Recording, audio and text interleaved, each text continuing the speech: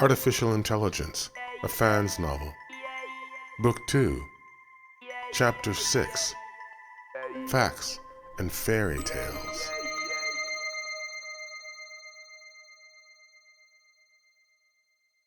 It was quiet inside the building. The noise and confusion of the plaza had vanished as the thick glass door slid shut behind David and Joe. The doctor was usually pretty busy, but there were other attractions that took precedent tonight, so they were alone in the building. There were many doors inside the doctor's house, and David followed Joe into one of them. He saw a dimly lit room beyond the door, and there were 2 large padded chairs sitting before a small stage. They went inside and sat down. In the room, David saw there was a screen on the stage in front of them. On the little panel before them, luminous letters read, "Ask me anything." Joe pressed on the button above those words, and the room darkened as the curtain on the small screen opened. It started slowly, but then with a whir of color and sound, the screen came to life, and David was taken aback as the holographic images of flailing lights came from the stage and whipped through the space before them. Then he saw a great spiral of light that danced in circles and went faster and faster as it grew. David had seen this image of light before. It was the galaxy.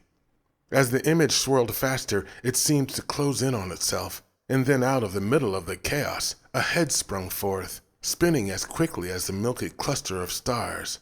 Then it stopped and smiled at them. It was the face they'd seen outlined in the lights in the front of the building, the old wise Orga face. But this was no Orga. This was Dr. No. "Starving minds, welcome to Dr. No," the doctor said excitedly as it bounced around the stage. It was just a head with funny large glasses on its face and 2 white-gloved hands that gestured wildly, punctuating each statement. "This is where fast food for thought is served up 24 hours a day in 40,000 locations nationwide. Ask Dr. No," the head exclaimed. "There's nothing I don't." David jumped up excitedly from his seat. "Tell me where I can find the blue fairy," he said.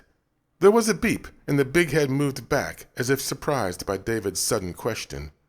"Question me, you pay the fee. 2 for $5 and get 1 free," the doctor replied, counting off the numbers with upraised fingers. David was perplexed by this response and sat back down. Joe understood, for he had been here before. He leaned over and explained to David. "He means 2 questions cost 5 new bucks, with a 3rd question on the house," Joe said. David was not sure what "on the house" meant, but he knew that this would involve money. Mommy had given him some money, but he remembered seeing it fall to the dirt at the flesh fair. Had all of it fallen? He reached into the inner pocket of his jacket and pulled out what was left.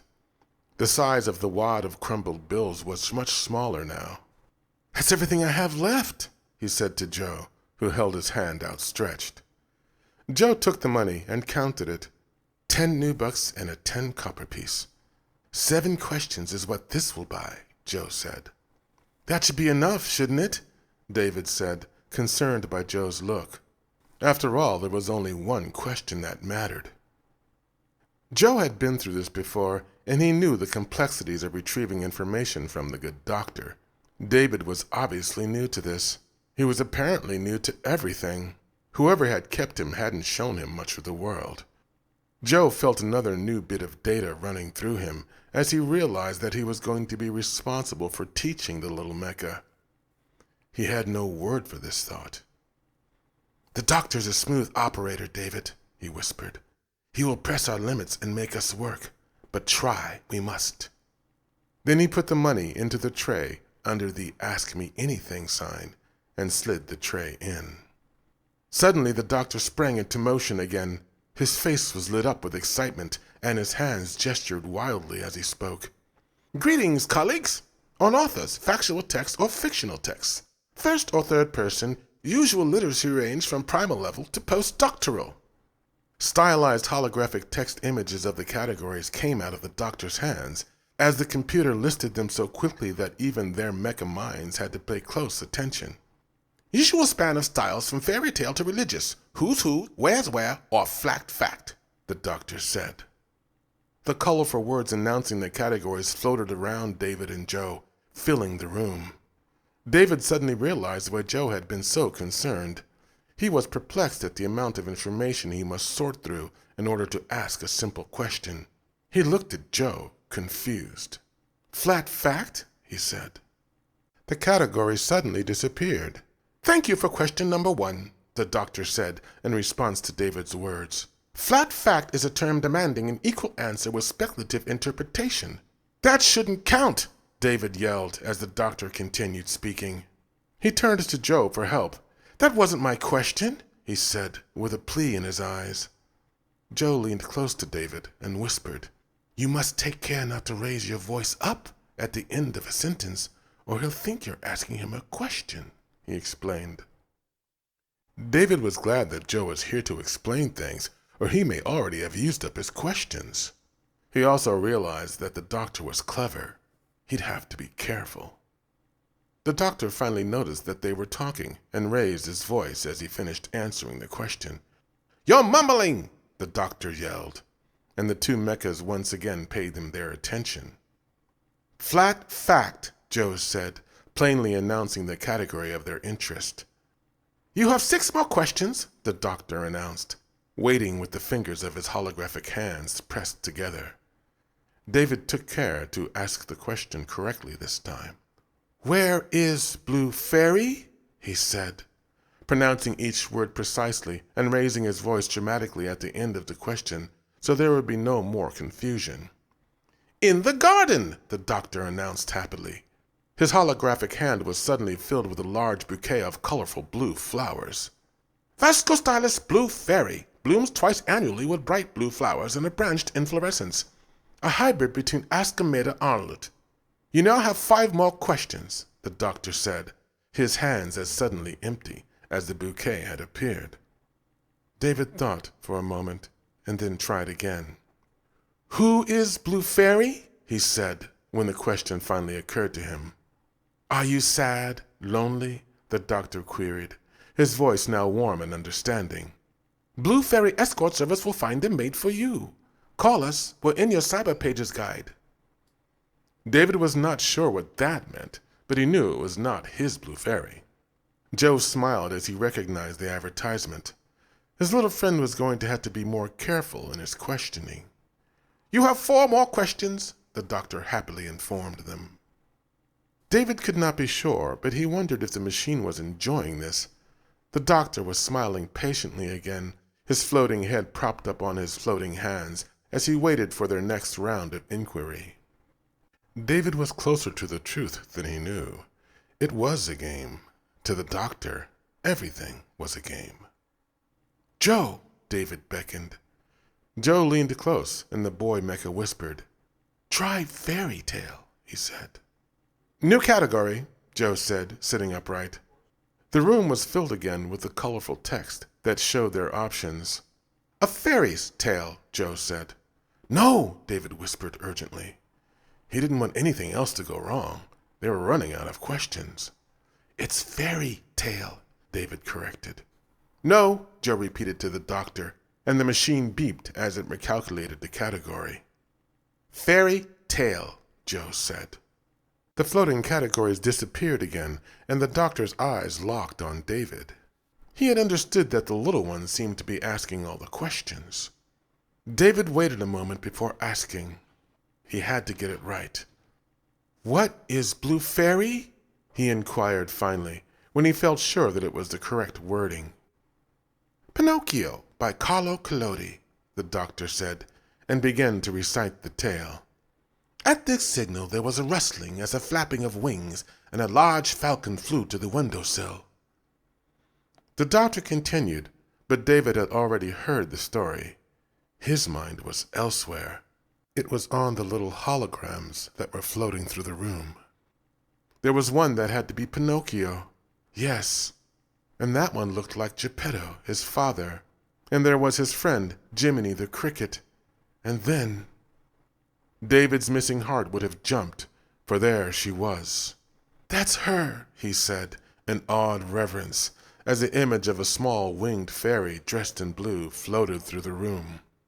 He reached out as she passed and tried to stop her, but she slipped right through his hands. Then she was headed back towards the stage with the others. Where was she going? He had to stop her. He needed her help. The doctor continued, "You must know that the child with the blue hair was none other than the good-hearted fairy who had lived in that wood for more than 1,000 years. The doctor stopped abruptly as the little one jumped up on the stage, pursuing the retreating holographs. Joe couldn't believe it when David suddenly jumped up and tried to grab the retreating fairy. He was very uneducated indeed, very young, very silly. Joe rose quickly and hoisted the boy off the stage. The doctor waited patiently. This wasn't the first time he'd seen a child overreact to something he'd shown. He waited until the adult got it under control. "That's her! That's her!" David chanted excitedly as Joe pulled him down and set him in his chair. "It was only an example of her, David, just a representation," Joe explained patiently. The boy had so much to learn about living in Rouge. It would take some time for him. "But I think we're getting closer," Joe said with a wink. The doctor saw that the little one was under control and began reciting the story again. He thought it best to keep the images to himself this time. But there was a reason that David hadn't chosen fairy tale in the first round of questions. He leaned close to Joe and whispered urgently, "If a fairy tale is real, then wouldn't it be a fact? A flat fact?" Joe understood. "Say no more," he cautioned. He knew that the doctor would love for them to use all their questions and have to pay for more. He also realized that David probably did not understand this. He would explain later. "New category, please," Joe announced, with a twinkle in his eye. He had an idea for the doctor. The room filled with the glowing choices again, and Joe surveyed them slowly. Then he knew what to do. "Combine fact and fairy tale," he said, indicating both categories with his finger. The doctor flipped his head around as he juggled the categories. He wondered what the two were up to. He had an idea what it was, but would be patient. It was, after all, a game. "Now, David, ask again," Joe said. David stood, and the doctor's floating head shifted so it was looking at him. Its eyes seemed to regard him appraisingly. He had to do this right. They were almost out of questions. They had no more money. But they were close, so close. "How can the blue fairy make a—" David paused. He had to say it, although he didn't want to. "Make a robot into a real live boy," he said. The doctor had an idea that this was coming. It was not part of his regular programming. It was a special, secret instruction. He folded his head back into the system and let other agencies take over. The room suddenly went dark after Dr. No's head vanished from the stage. There was a great low hum that came from all around David and Joe, and then bright flashes of light struck through the darkness repeatedly. Unconsciously, David reached out for Joe's hand. Joe took it without even thinking about it this time. Then the flashing stopped. It was silent now. David's night eyes adjusted to the darkness, but there was no movement anywhere in the room. Then suddenly words appeared, scrolling up the screen, and a man's gentle voice came from the walls. "Come away, O human child, to the waters and the wild, with a fairy hand in hand, for the world is more full of weeping than you can understand." David was stunned by what he saw. What had they chanced upon, and what did it mean? He stared at the screen in amazement as the words scrolled by. "Your quest will be perilous, yet the reward is beyond price." In his book, How Can a Robot Become Human?, Professor Alan Hobby writes of the power that will transform Mecca into Orga. The screen went dark after this. The voice was gone. Joe sat quietly, not believing what they'd witnessed. "Will you tell me how to find her?" David said to the invisible speaker. Something he was unaware of recorded his voice patterns, then answered.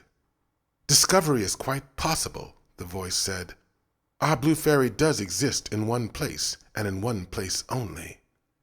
David was afraid to even move, lest he miss this vital information. "At the end of the world, where the lions weep, here is the place where dreams are born," the voice said. David was ecstatic. He knew where she was now, the end of the world where the lions weep. What was this place? He did not notice the grim look of recognition that had crept into Joe's face. "Many a Mecca has gone to the end of the world, never to come back," Joe said. He fixed David with a warning look. "That is why they call the end of the world Manhattan," he explained. "And that is why we must go there," David responded excitedly. He had come this far in order to become real. He could not stop now. In the composite of David's personality, he was perhaps already a boy, and like a boy, no heat of danger dissuaded him appropriately from his desires. "Teddy, we found her," he informed his little friend as he lifted her from the seat. "I know, David. I saw the message," Teddy said mechanically. Teddy had never heard of the Blue Fairy outside of a storybook and knew nothing of Manhattan. He felt that something was wrong with this message, and he had been feeling the same about Rouge City ever since they'd arrived. But David was safe, and there was no trouble that he needed to avoid, so Teddy accepted the situation. David picked Teddy up, and they were on the move again, out of the booth and into the main hall. It was quiet in there, just the swish of David's pant legs and the quick pat of his shoes on the floor. The Ogre were busy chasing other bits of information in the plaza and the pleasure centers that lined the walkways. Joe sat for a moment after David left the room. The boy hadn't even waited for him, and after all he had done to bring him here. And where was he going? To Manhattan? To the end of the world? The place where Mecca go to never return? David had no idea what that place was like. There could be things worse than the flesh fair. Joe understood that David was young, a boy, really. Just like an Ogre boy, he was inexperienced and needed someone to protect him, to care for him, to watch over and inform him, to keep him from trouble. Manhattan was more than just trouble. It was bad trouble. Joe jumped up and rushed into the main room. "Wait!" he called, as David was stepping quickly towards the door. David turned and saw Joe approaching. There was something urgent in his face. He had not known that Joe could make such an Ogre-like expression. Joe walked quickly around David and blocked his passage to the exit. "What if the Blue Fairy isn't real at all, David?" Joe said. David's brow creased in concern at the question. What was Joe saying? Hadn't he been listening? But indeed, Joe had been listening. "What if she's magic?" Joe continued, moving closer to the boy. "The supernatural is the hidden web that unites the universe. Only Ogre believe what cannot be seen or measured. It is this oddness that separates our species." Joe knew the boy was listening now. His eyes were wide with uncertainty, perhaps fear. Joe felt it was bad to do this, but it was for David's benefit, for his own good. The fear would protect him. "Have you considered that, David?" he said. But David did not respond. He stepped closer to David, who backed away, not understanding Joe's apparent anger. "Or what if the Blue Fairy is an electronic parasite that has arisen to haunt the minds of artificial intelligence?" He knew that those who kept David, this mommy and Henry, had probably not warned him of viruses or malfunctions. They had not really cared for him the way he should be cared for, because they didn't really care. He had to make David understand what the Ogre really were. "They hate us, David," Joe said, and his voice was strange even to him. Some unknown sound came from him, some weak gray thought that surfaced from an unimagined well at the memory of the Bevins man who had tricked him and destroyed his life. "The humans, they hate us. They'll stop at nothing," Joe said. David didn't understand the thoughts that were coming from his friend. Why would the blue fairy exist in the story if she were not real? Dr. No had been real, and he had seen the representation of the blue fairy there. Joe said that the Orga hate them, but didn't Orga save them from the flesh fair? Orga were not the same. They were different. David knew this. "My mommy doesn't hate me," he said, as he took a hesitant step forward. "Because I'm special and unique, because there's never been anyone like me before, ever." David wasn't afraid anymore. His small voice rose in strength and intensity. "Mommy loves Martin because he's real. And when I am real, Mommy's going to read to me and tuck me in my bed and sing to me and listen to what I say. And she will hold me and cuddle me and tell me every day 100 times a day that she loves me." David stopped then, his face beaming triumphantly. Joe looked away from the innocent's prideful folly. They will crush him, this little one, he thought. They will break him and throw him out like so much scrap metal. Joe had seen these Orga like they really were. He knew things. Somewhere deep in his processor, he knew things about the Orga. He had never brought them to the surface before. It had never been necessary. Before tonight there had only been the call to duty, the call of sex and Orga pleasures. But things were different now. "She loves what you do for her, as my customers love what it is I do for them," Joe explained. "But she does not love you, David. She cannot love you." Joe knew this would hurt, but apart from damage alerts, he had no idea what hurt was. Yet. "You are neither flesh nor blood, David. You are not a dog or a cat or a canary or even a fish. A rat in a cage would receive more of their love than you. You were designed and built specific, just like the rest of us, and you are alone now only because they tired of you, or they replaced you with a younger or better model, or were displeased with something you said or broke. They made us too smart, too quick, and too many. We are suffering for the mistakes they made because when the end comes, and all this is washed away."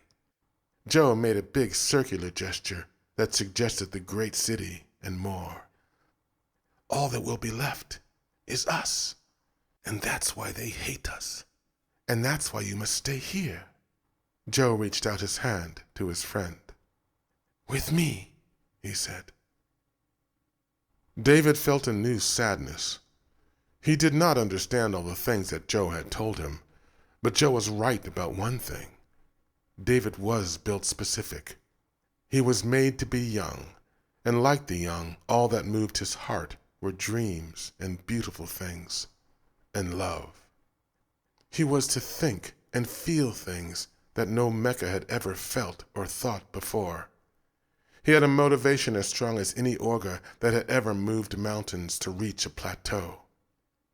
David wasn't sad because Joe had taught him something he did not want to learn. His sadness was that he must clearly go on without him. "Goodbye, Joe," he said, and walked to the door and outside, where his sadness quickly gave way to new resolve.